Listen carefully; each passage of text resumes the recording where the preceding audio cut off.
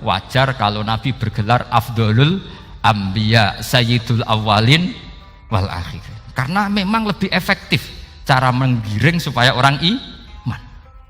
Sekarang sudah tahu kenapa Nabi jadi Sayyidul Awwalin wal Akhirin? Sudah. Mungkin kemarin-kemarin tahu tapi gak tahu logikanya. Pokok iman. Selewat ke musola ngaji iman.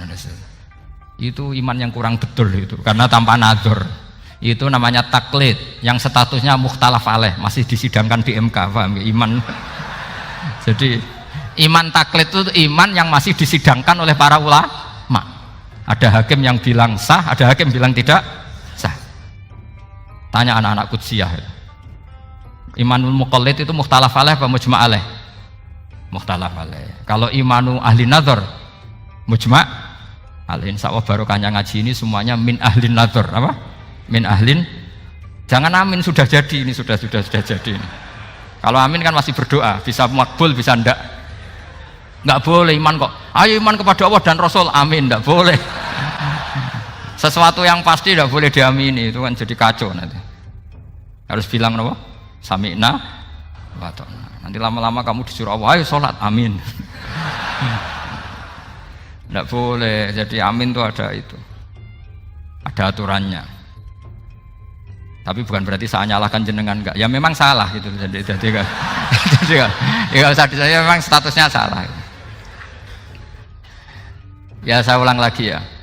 Berarti Rasulullah adalah Rasul yang sukses membuat sarana orang kembali ke Allah, mengakui kudrahnya Allah dengan sarana apa saja. Melihat rumput, melihat hewan, dan hewan itu ya apa saja. Gabah itu apa saja. Hewan yang melata di bumi apa saja. Semua bukti kudrahnya Allah. Bahkan Rasulullah sukses membiarkan umatnya enggak ditunggui beliau tetap iman. Mergo ditunggui konsep sing super ngene kok Al-Qur'anul Karim. Jelas ya? Tapi caranya memahami ya seperti yang saya terangkan ini. Ya saya baca lagi ya yang. Jadi annal mu'jizati pakai jama' mu'annas salim, annal mu'jizati al-madiyata, mukjizat-mukjizat yang sudah kelewat itu kanat khisyatan, bersifat fisik, tusyahadu bil absor, hanya bisa dilihat dengan mata kepala, karena qoti soleh wa aso Musa, wa mu'jizatul Qur'ani tusyahadu bil basirah.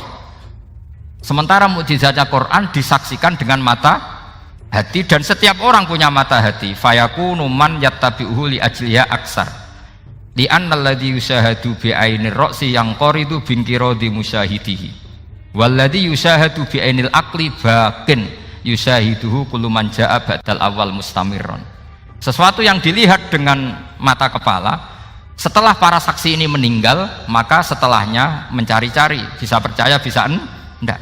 Tapi mukjizat yang disaksikan mata hati, siapapun percaya dan sampai ila yaumil kiamat. Dan tentu Quran lebih unggul dalam hal ini. Dan insya Allah kita semua adalah ahli Quran.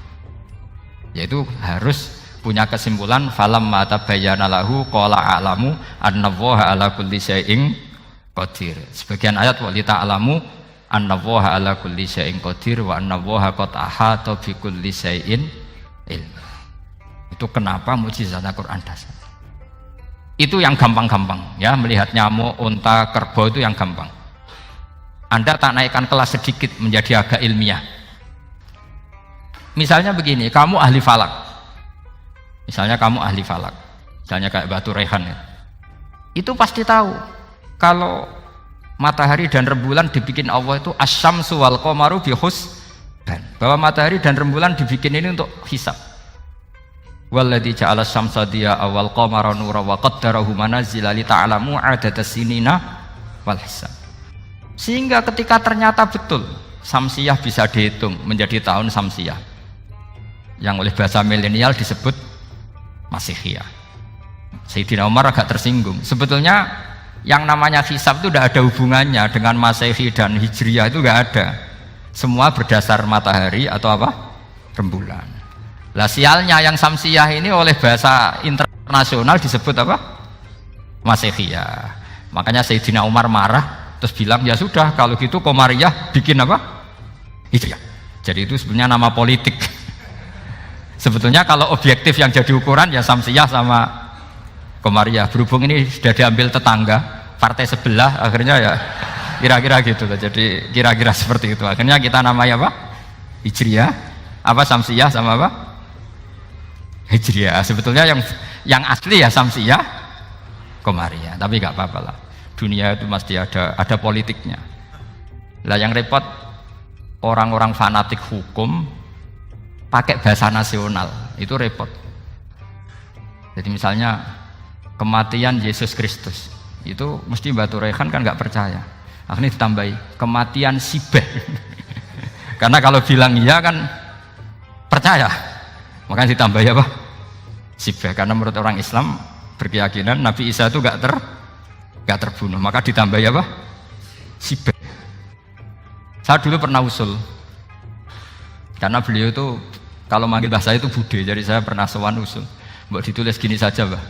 Kematian Yesus dalam kurung katanya. Tapi mungkin terlalu vulgar ya. Jadi akhirnya dibikin apa? Sibeh. Di kalender Kudus kan apa? Sibeh ya, ditambahi Sibeh. Ya nggak apa-apa lah. Yang penting keyakinannya masih benar gitu. Jadi masih benar. Kalau usulan saya terlalu ekstrim, masa dikasih apa? Katanya.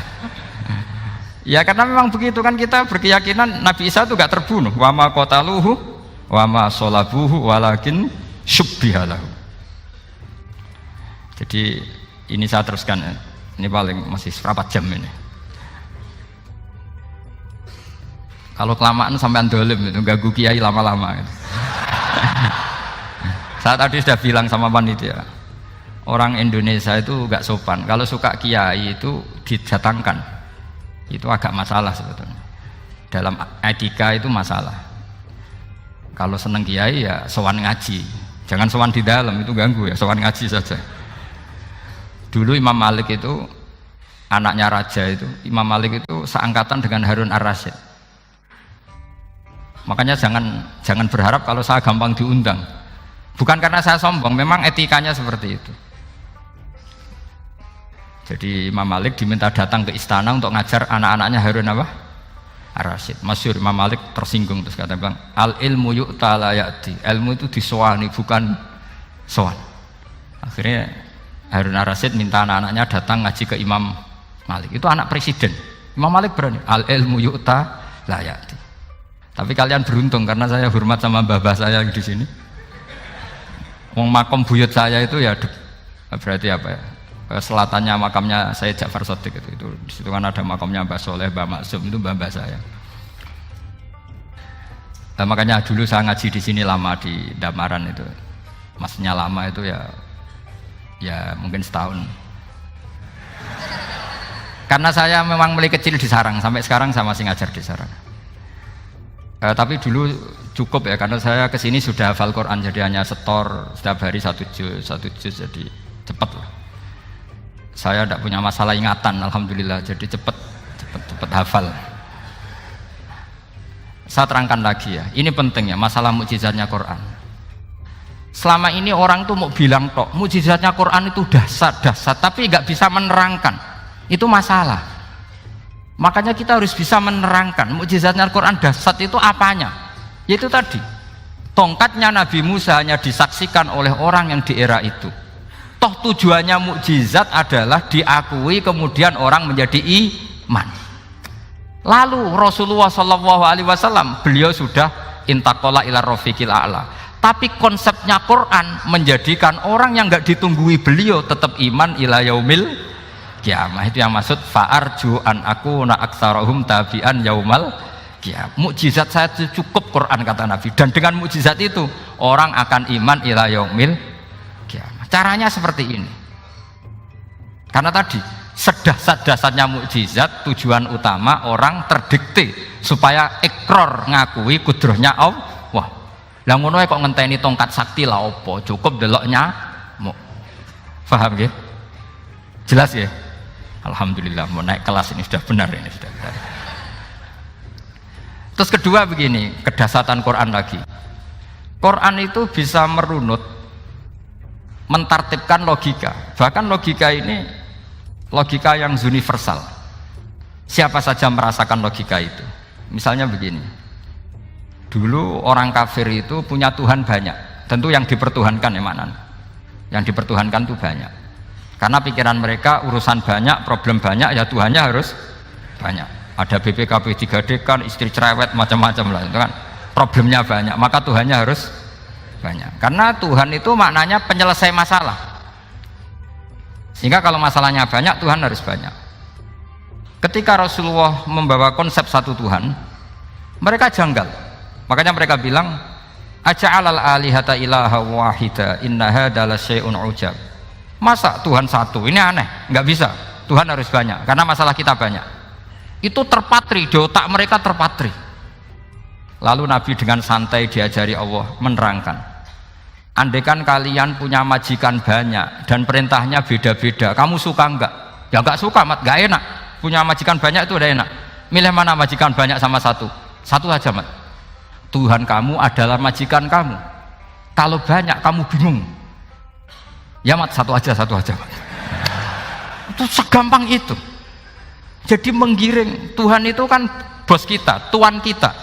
Kalau banyak berarti yang memerintah kita banyak, dan bisa konflik bos-bos kita ini karena berebut anak buah tadi. Akhirnya mereka, kalau kamu punya majikan banyak dan perintahnya beda-beda, semuanya minta dilayani, kamu pusing enggak? Ya pusing, mat. Minta mana? Majikan banyak sama satu? Satu saja Muhammad.